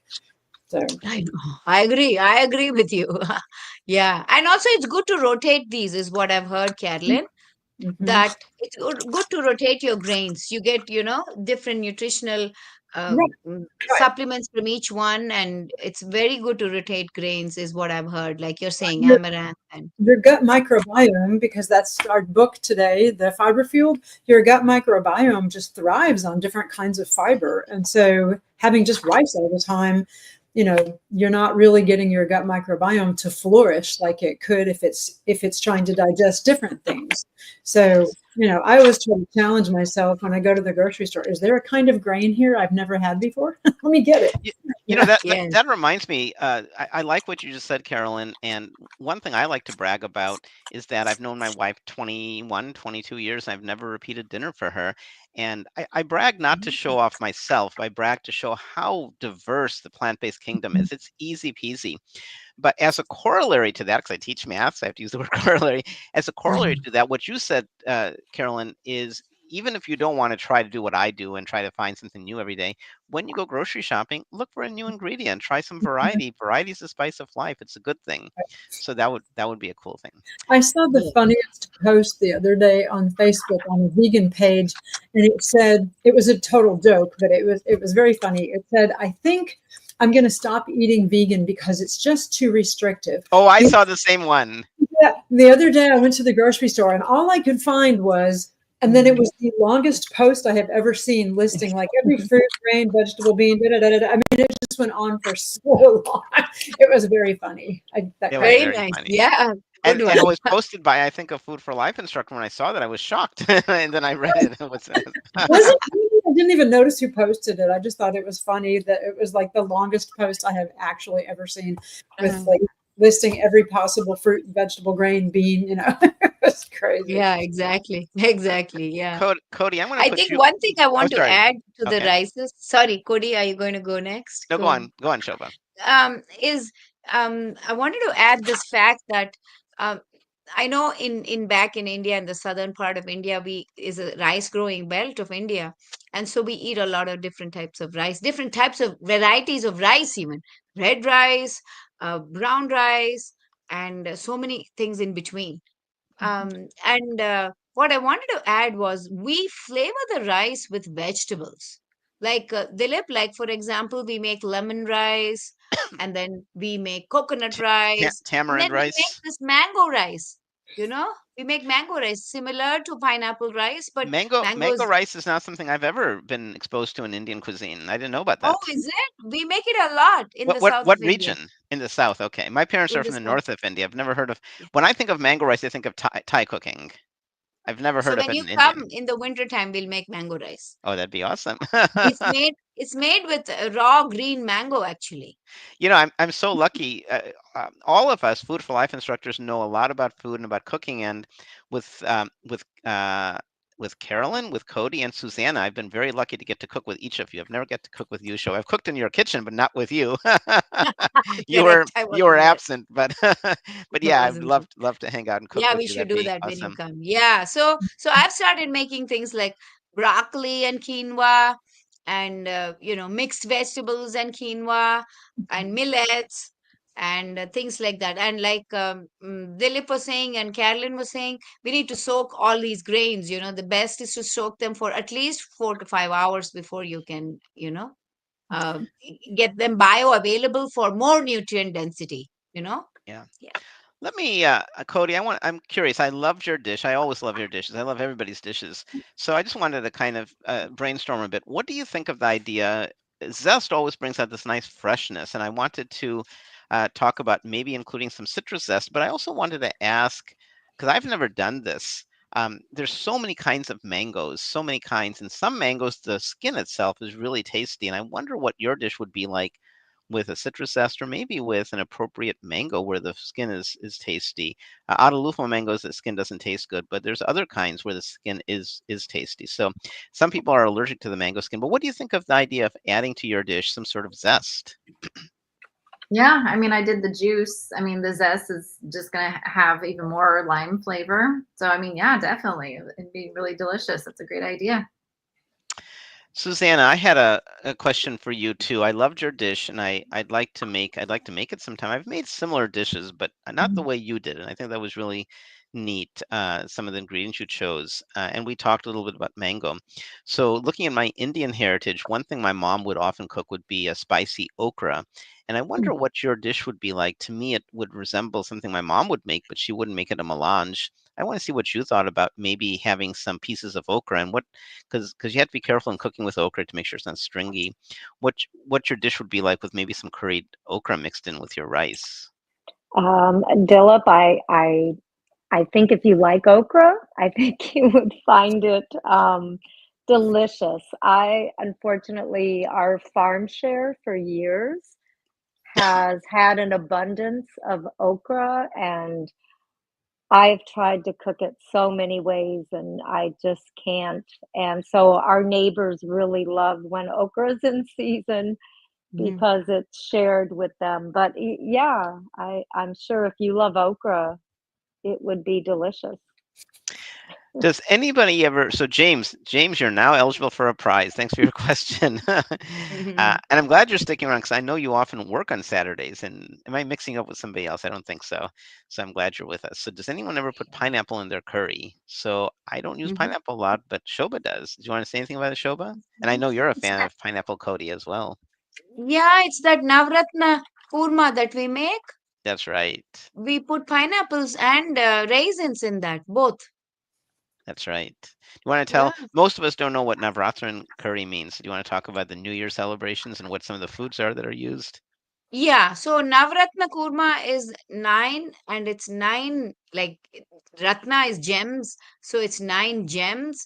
So typically made with some 9 vegetables or something, but basically you can make it with all kinds of vegetables. And then it has a lovely curry gravy sauce made of onions, tomatoes, garlic, and a few cashews to add some cream. And then you uh, either lightly saute it or roast it in an oven, all these things, and then puree them, blend them to make a nice sauce, and then add all the steamed vegetables with it. And I make that quite often because my kids love that. I mean, it can be eaten with any grain, and it can be eaten with tortillas of different top, roti, tortilla, paratha, any one of these things. Chapati. I wanted to add something. Shoba talked about creaminess, and nuts are a great way to get creaminess. And I wanted to reflect my daughter and I just came back from a lot of travel. We were in Virginia for a week, and then we came back for half a day. Then we flew to visit Cody and Melissa, other Food for Life and Cook in the Kitchen instructor. And then we went to Chicago for a conference. And every single place we went was so vegan friendly. And I'll start with Virginia. We were in the middle of nowhere, and I sent an email to the nutrition folks and saying, we're coming and we're going to be eating in the cafeteria in this small college. Will there be some vegan options besides salad? And I knew there would be, but I wanted to give them a heads up. And they went overboard. They were so nice. I actually sent them some gifts when I got back. I sent them some books, Cooking Vegan in Volume, and a few other things. But they were it was so easy to be plant-based. They said we're going to buy all these things for you, including plant-based fish and plant-based this. And I said, we don't need things like that. And I actually, since they bought it, I said to my daughter, you've never had, meat or seafood or anything. So if they have the plant-based fish, why don't you try it just so you know what it tastes like? And she said, no, thanks. But we didn't eat those foods. They had so many other wonderful plant-based foods. It was easy in the middle of nowhere. We were so impressed. Looks like Cody had a technical problem, so I'll wait to say this thing about Omaha till she gets back on. But in Chicago, it was just amazing. I know, Carolyn, you saw it because you're on Blue Sky, and I kept posting on Blue Sky all the wonderful dishes. There was great pizza from a wonderful place called Gino's East. They developed their own cheese. It's not that cheese, plant-based or not, is a healthy food, but we were traveling. We brought back. Don't tell anybody. We brought back some vegan donuts. They were amazing. And maybe I shouldn't have mentioned this on the show, but well, why not? I mean, we don't advocate eating foods like that, but when you go to a place which makes vegan donuts and you eat, we bought a half dozen, we're going to stretch that over a number of days, and that'll be the only donuts we'll eat in 2 or 3 years.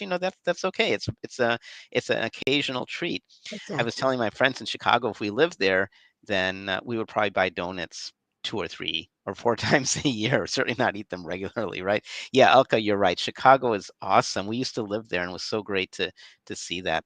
And then in Omaha, I didn't tell you this, Cody, but Melissa took me to this restaurant in downtown Omaha, and they made something which your kids make far better, but they had carrot dogs in downtown Omaha.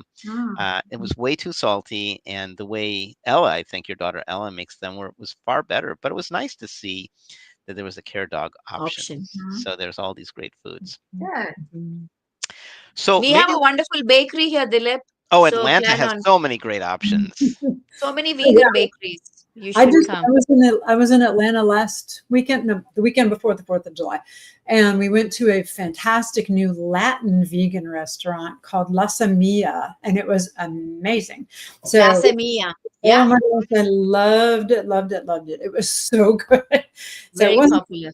not necessarily low in oil, so Yeah. but there's ways to avoid the oil, because sometimes things have a little oil around it and you just don't eat that part. But Yeah, correct. You know how cool Yeah. is this? I turned this new beta feature on, show comments in stage, so all the comments that are coming in are now showing up for everybody to see, which is really, really cool. It's piped in like a chat. Yeah. One more thing I wanted to make, let all the Food for Life instructors know. One of our Food for Life instructors, her husband, they're a young couple. She's from Atlanta. And so he went and talked to a Chinese restaurant near his home. And so out of this really big menu list, they now make 5 or 6 dishes, 100% oil free. oh wow, that's nice. Yeah. So, Okay, Carolyn, you missed. You should I have know. connected I with me. didn't I know would have about taken it. you there.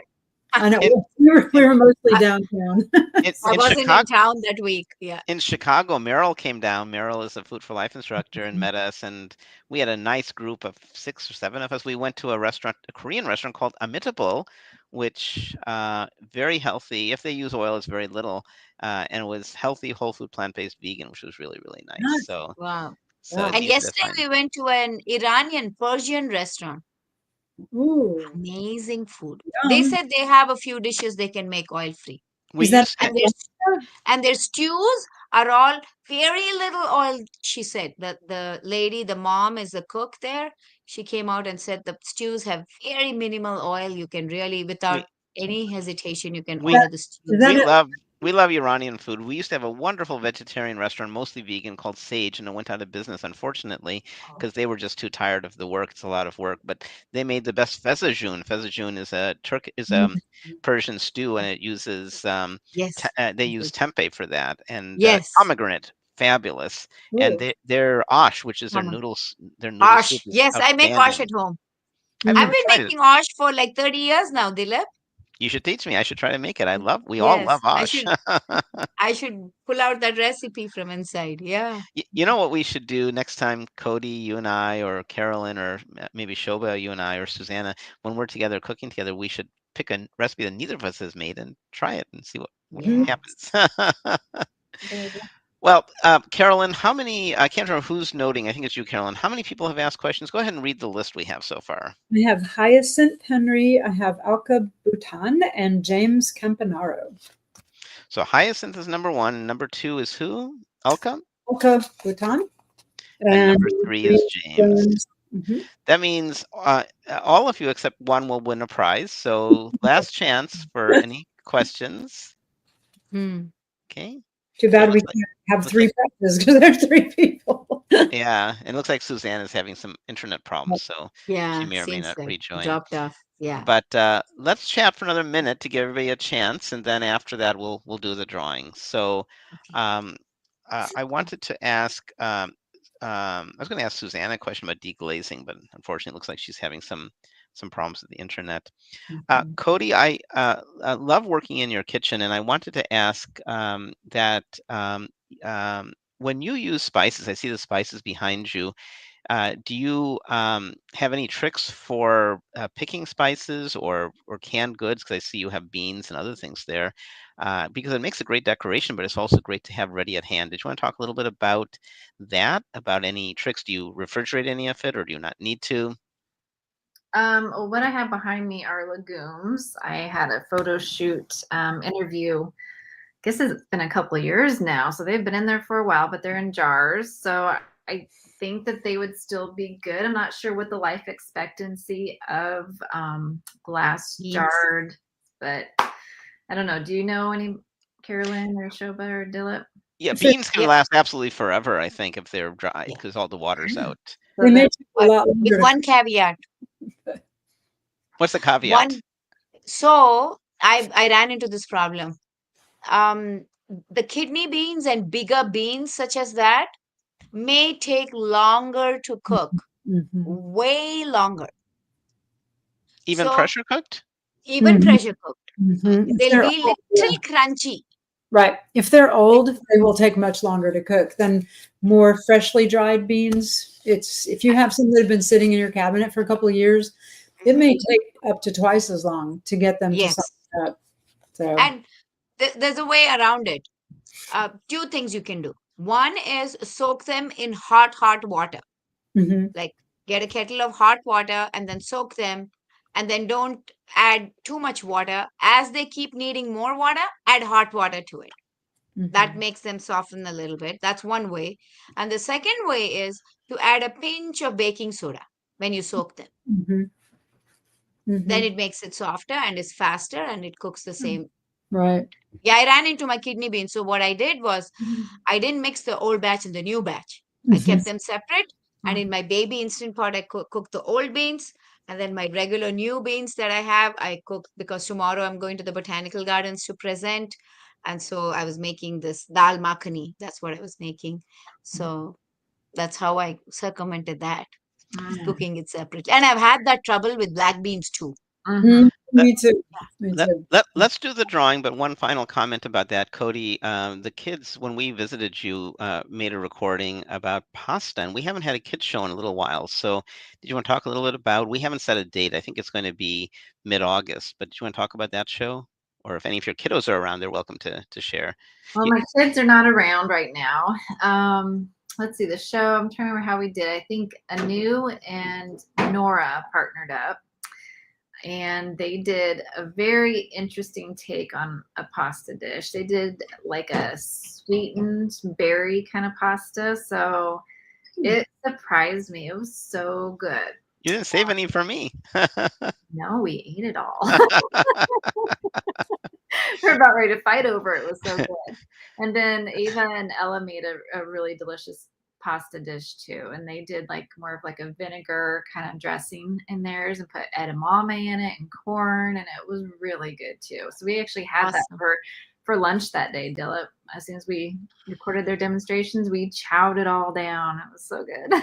And just for context, some of you may not know, but we have our show, So Many Cooks in the Kitchen, which has been going on for more than 5 years. But we also have so many kids in the kitchen, and they're not as regular. So we do maybe 3 shows a year or something like that. And so they include, Cody was mentioning her kids, and they range in age from rising 3rd grader to rising 11th grader. Ella is a rising 8th grader or 7th grader, right? 8th, yeah. And then we have in Rhode Island, although they're on the road at the moment, but physically they're in Rhode Island. Normally we have, I don't know what ages the kids are. They're probably rising 7th and rising 9th, I think, something like that. And then my daughter's a rising 11th grader. So they do wonderful things in the kitchen, and it's just delightful to see them working. Initially, do you remember way back when we started 5 years ago? I think we were on camera with them, weren't we? Or maybe not, but now we're not. We let them do their thing. Many of Yes, the I girls had a remember lot of when fun with the new. Well, she had a great time with you guys all, and I did too.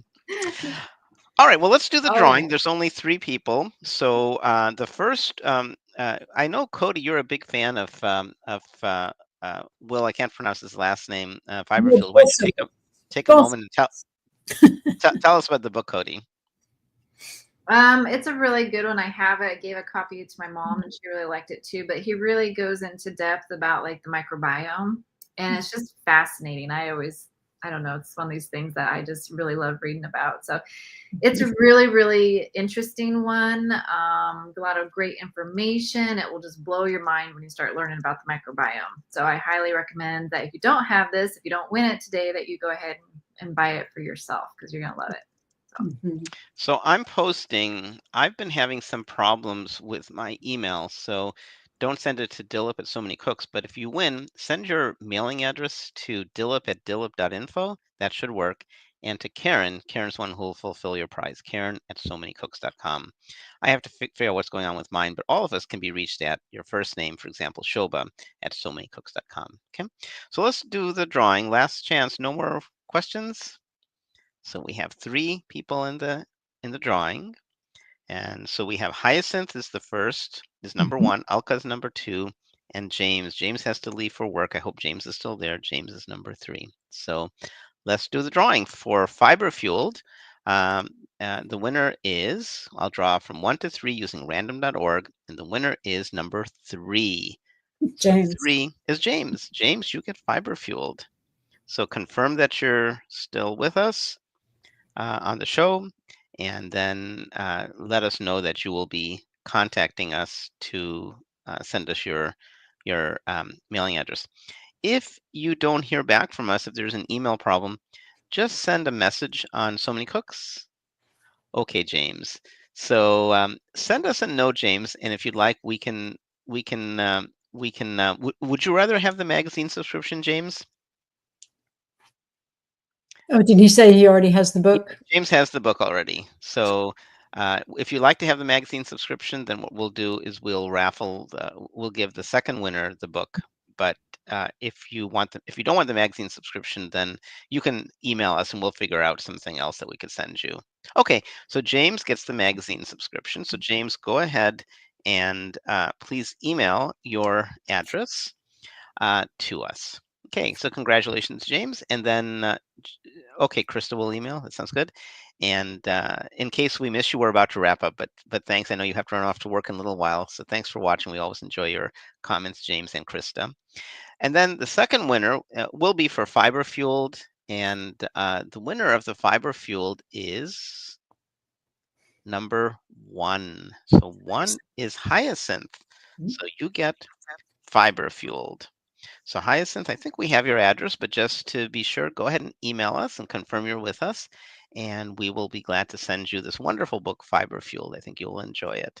And I know that you often make comments about what your healthcare providers say, and you may want to share the book as well. Let them borrow Fiber Fueled. It's a great book. So please confirm you're with us, and while we're waiting for your confirmation, we'll start wrapping up. So our next show is on grilled foods, which I know nothing about. Thanks to Cody, I know a tiny bit about now. So Cody and I cooked. We recorded. We'll be proud to show it to you next. Well, Cody will be proud. I just was kind of. I was kind of doing a little thing. I didn't do anything significant in the show. It was really Cody. She did a great dish. So Cody and I made. Cody made. Well, Cody, tell us what you made. For the next month. Oh, let's see. I grilled, what was it? Peppers and onions and seitan, and I forgot mushrooms. I was going to do mushrooms, and I found them in my refrigerator later that evening, and I was really sad I forgot them. Oh, you found them later? Yeah.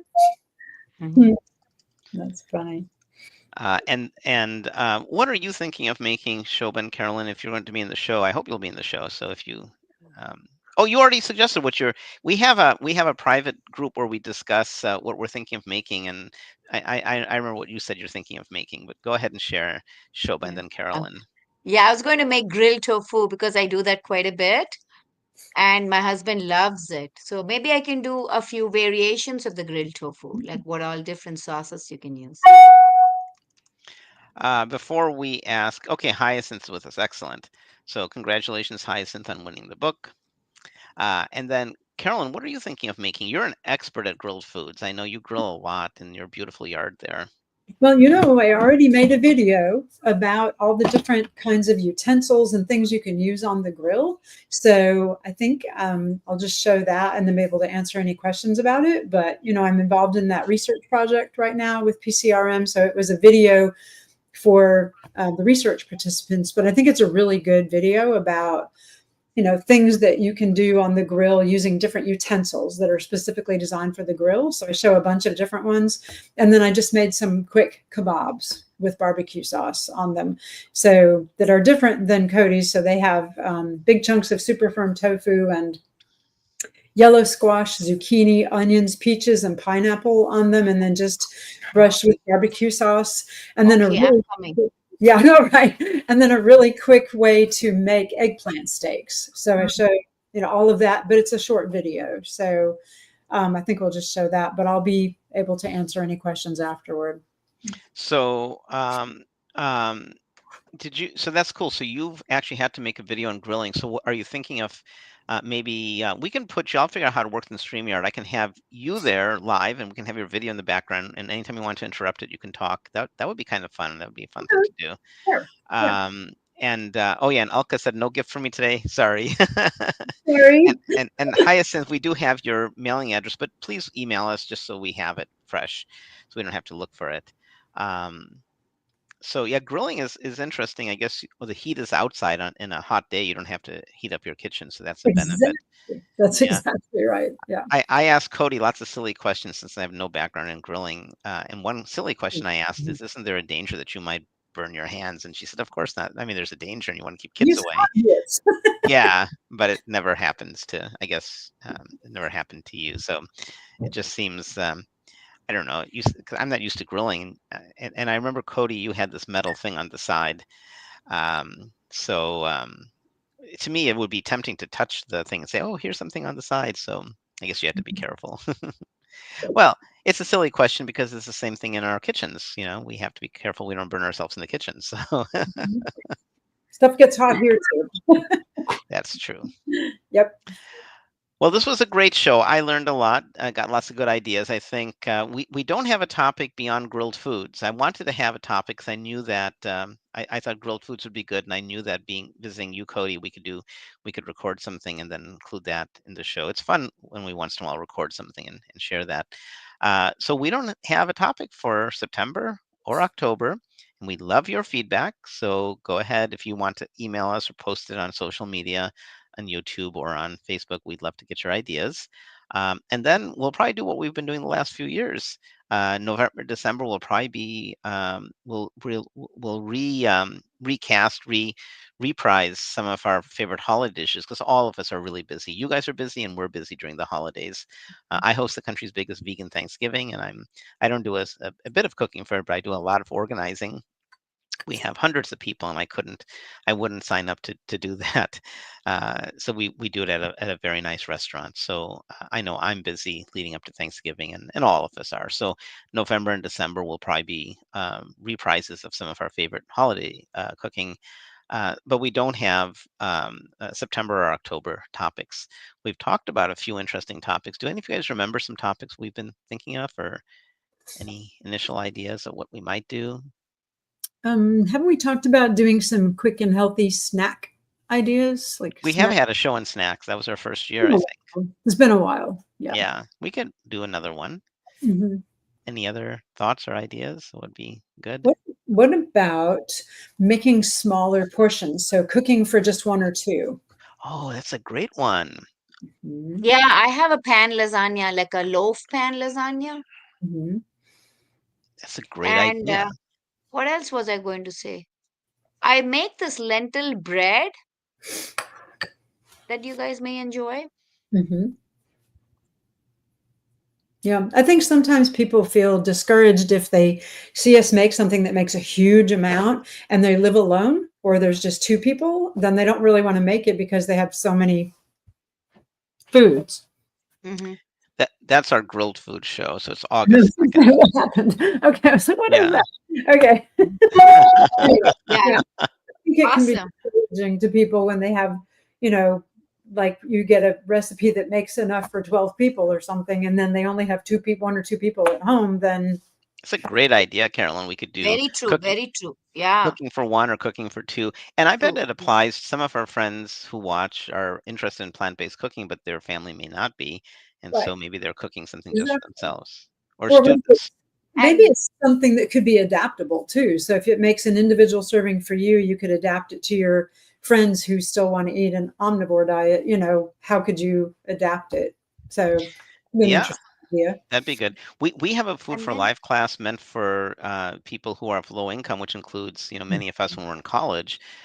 So we don't do Food for Life classes on the show. We want you to sign up for some of our Food for Life classes, but it's an idea we could adapt, like cooking for one Mhm. and not spending much money. There was a book. Maybe we can give that book away. What is it? Eating vegan on $5 a day or $2 a day or something like that. mhm. And maybe we could do a low cost. That might be a good. We have never done that. So low cost, so many low cost and healthy dishes or something like that. I That like would be that. that could be two separate things, like cooking Yeah, for one, two, and doing one that food Yes, low cost. some foods that don't beat the bud, break your budget. low Yeah. cost and easy ingredients. Nothing strange. So not Right. even tofu. Things that you can get in the middle of nowhere and Hmm. in what we call food deserts. So Mhm. canned beans you can get. And You probably can't get tofu. You never mind tempeh or anything like that. So just really simple foods that you can get anywhere that are inexpensive. That would be a good show. And Oh, things you can family-friendly meals, that's one thing. And then another idea could be like family-friendly, kid-friendly meals. And then another thing could be dump and go recipes. Mhm. Yeah, dump I and love go. Yeah, And, things and in the then crock pot. and then Easy, yeah. hyacinth. Crock pot, instant pot. Mhm. And then we could also make casserole recipes. One could be casserole if you've not Yeah, done no, that. these are. Oh, hi, Nora. Right. That's our youngest kid in the kitchen. Mhm. All Awesome. right.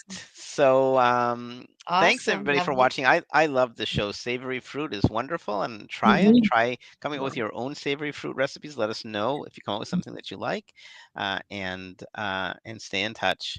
So, Shobha, any parting comments before we close? No, this is wonderful and lovely. Yeah, savory fruits was an awesome topic. Yeah, Mhm. very nice. Thank you, everybody. Thank you, Cody and Carolyn. You should visit us in Atlanta. I Yeah, know. thank you. Definitely. It's great Oh, to We'll see do yeah, you that. you said guys. you came. You said you came I was just there a couple recently. weeks ago. Yeah, it was great. Yeah, you can come stay with us. That'll be so much fun. Oh, you need to visit Shobha's house. It's amazing. Yeah. We were just going to Again, a show. So we went to a show at the Fox Theater and just visited a few big restaurants. And quick, it was a whirlwind trip. Just One 20, quick day, in and out. Yeah, yeah. 20 Cody. days. Okay. Any parting comments from you, Cody? Just, it was great to see you guys and cook with you guys. And I loved all your recipes and I'm looking forward to trying them all. Yeah, me too. And I hope you guys have a good rest of your summer. We'll see you next month for the grill Yeah. show. I can't wait to see your recipes for that. Dilla, Mhm. between yours. Looks great. It was delicious. But anyway, it was great to see you guys. So.